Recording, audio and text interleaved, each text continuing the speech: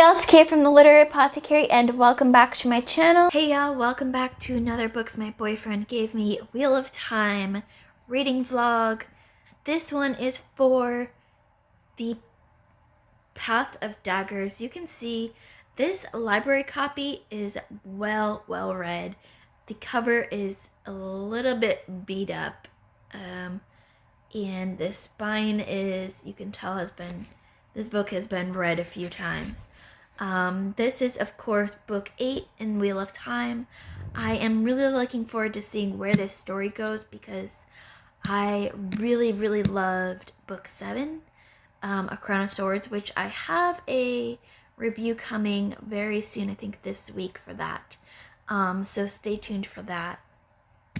But I am excited to see where this story takes us, where Robert Jordan takes us in the Wheel of Time. I know nothing about the story going forward, only what I've read in previous books. So basically going in blind, no idea what's going to happen to the characters or if we're going to see any coming back. I mean, I have some idea of some characters that we see make a return just because of things that were hinted at in book 7. But I don't know for sure, so I am really looking forward to seeing what happens in this book. So after a very unexpected break, life has happened, work has been super busy, and then we had a big storm this week that made me lose power for a long time, but I've finally finished chapter 1 in the Path of Daggers. And the things that I come away from this chapter, my favorite thing from this chapter was Avienda realizing that she was almost enjoying talking about fashion and lace, and she's like, what is happening to me? I need to get away from these women. So that part made me laugh so much. And then at the very end, Avienda has made a gateway to transport all of them, Elaine and Nynaeve and Lan and the Aes Sedai and the Sea Folk and I think they've got another group of women there too. They're all also guarding a black Aja that they call a black sister. But as they step out of the gateway, Avienda notices a dark figure all the way at the top of one of the buildings watching them. She thinks it's either a golem or a shadow person. I forget what she calls him. Shadow soul or something like that. And she is terrified by him. And anything that scares Avienda that much has to be terrifying. So we've got to find out what that was or who that was, why they're watching them. Things are... Chapter 1 picked up at the end. We'll see how this book goes. It's shorter than the others, so that's a plus. We'll see. Up through chapter 6 now of the Path of Daggers. One thing that I've noticed Robert Jordan does really well in this book is makes you feel that fear for the Seanchan. It feels like they are almost scarier, more terrifying than the Forsaken, and that's a terrifying thought in itself. We've seen in this chapter, in chapter 6, Elaine was holding on to threads and the Seanchan were after them, shooting at them. Avienda got injured, Brigitte got injured, and Elaine did something with the power to completely basically blow up the area that the Seanchan were in. There's devastation everywhere. Buildings torn apart to their foundations, boulders pushed back. It's like a huge tornado or hurricane went through just that one area. They're all bleeding and there's no bodies to be found. And at the end of chapter 6, a pair of riders is coming up. Brigitte believes it's Lan and Nynaeve, but we don't have that confirmed yet. So a little bit of suspension there. but that was a big, big chapter. And poor Matt, they've had to leave poor Matt behind, knowing that the Sunshine were coming after them, and the bowl of weather, Elaine had to make the difficult decision to leave Matt behind, and Tom Merlin, who are still searching for that boy that's wandered off. So it'll be interesting to see where this goes from here. Up through chapter 9 now. Yep. Which in this book, because it's much shorter than the others, is looking almost halfway. And some stuff has happened in these last 2 chapters. So we're now up with Perrin and Fail, and we've learned that Fail has her own little group of Aiel that's kind of like her Aiel gang. They call themselves Fail something or other. I forget what the name is. But they do her bidding, essentially. They do whatever she says, and they basically swore fealty to Fail. Perrin doesn't know about this. She goes out to meet with them in secret at night when he's asleep, and something about that is just hilarious to me. We've also learned that Queen Morghese is essentially in disguise in Perrin's whole crew under a totally different name. Perrin doesn't know it's Queen Morghese, and she's there because he is she calls him Rand's lackey, and she's there to essentially start shit. She does not want the Dragon Reborn to be successful.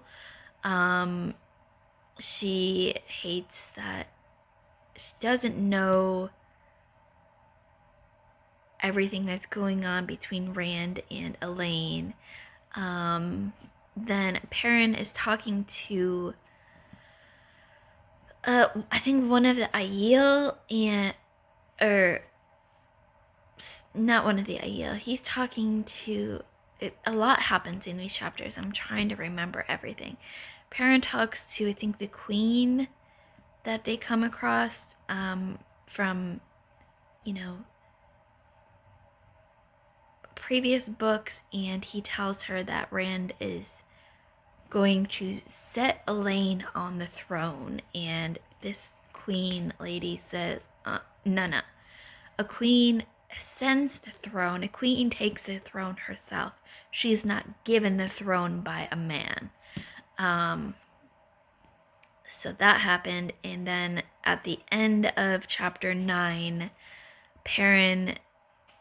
we find out through Perrin that something is going on between the Aiel Wise Ones and the Aes Sedai, and it's a little unnerving, definitely unnerving to Perrin, but I don't know, these couple, chapter 8 and chapter 9 were a bit confusing because there's all this secrecy going on that no one else in their group knows about. And so it's trying to figure out what's going on there. So it's a little bit exciting, a little bit confusing, and a little bit terrifying just because of all the ramifications of what could happen. I'm up through chapter 19 now in the Path of Dragons. I know I'm way behind. Y'all, life just got crazy this month. But in this last chapter, Egwene essentially declared war on Elida, and her sisters, the Aes Sedai sisters, have to essentially follow her bidding. They took a vote first, and she didn't get the majority vote, so then she just declared, there's some law that says if the Amerlin seat declares war, then they have to follow it. And so Egwene has done that, and now they have declared war on Elida. So things, I think, are going to get a little bit more interesting. Hasn't been really that interesting book, which is why I haven't checked in a lot. But I'm hoping, just as several of the other books have been, the last half of the book will be much more interesting than the first half. So we'll see. About 100 pages left of the Path of Daggers, up through chapter 25 now. So 2 things of importance to note here. There haven't really been a lot in this book. Not a lot has actually happened. In chapter 24, Rand basically loses it. I don't even remember who he was fighting. I want to say some of the people that came up against him before that claimed to be the Dragon Reborn, that group of people. But he absolutely loses it. He loses control of his power. Lightning goes everywhere, kills their men, kills his men. It's a complete massacre. Bashir is trying to stop him, calm him down, and it's just craziness. In the next chapter, we're back with Elida, and something happens. So Alviarin comes in. She's the keeper of the stole. She's the keeper of the Amerlin seat in the White Tower faction. And we see that she has this weird control over Elida and makes Elida do whatever her bidding is, including signing a decree saying that Rand is the Dragon Reborn and that the White Tower and the Amerlin seat will be there to help him succeed in the final battle. And she admits right before she's forced to sign this that this will have such implications. This will tell Rand that his attempted kidnapping was sanctioned by the White Tower and he's going to raise his guard. And she's completely crazed about this. Alviarin says, I don't care. And we learn at the end of this chapter 25 that Alviarin is working for one of the Chosen who has essentially created that decree and told her to get it signed by Elida. So things are going really crazy now. Alviarin is now on this task from the Chosen to find all of the heads of the Aja and find out why they are pretending to hate each other in the daytime, but in private they are whispering to each other. So maybe not as exciting as some of the previous books, this ending, but at least we've got things actually happening now, so that's a positive sign. So I've finished the Path of Daggers today. Right now I'm sitting at a 3-star. I wasn't really that interested or impressed. The ending had some interesting things happen. So Elaine has accepted, she's taken the throne in Andor, Camelin, and she says, no, I have not accepted this from the Dragon Reborn. A queen takes the throne. She does not accept it as a gift from a man. So everyone has kind of taken that as she's renouncing Rand. Even though we know that's not exactly 100% the truth, but that's the impression that it's giving. Even Rand thinks that now. Though, he's a little self-conscious. So that has happened. Perrin has met with the prophets on behalf of Rand, and that's interesting. There's one line that just had me dying because it said, in relation to Perrin, of course, something like he had to resist stroking his axe, and it was just, come on, Robert Jordan, you could have thought of better words than that. Unless you meant an innuendo. What else happened? Egwene at the very, very end, has started her march on the White Tower and Elida. They've created a gateway and they are heading there now. And then the very, very end, the last paragraph of the book, of course, you know, Robert Jordan has this way of giving us a paragraph that sums everything up, but also leads us into the next book. The very last paragraph of book 8. Across the nations a story spread like spider web laid upon spider web.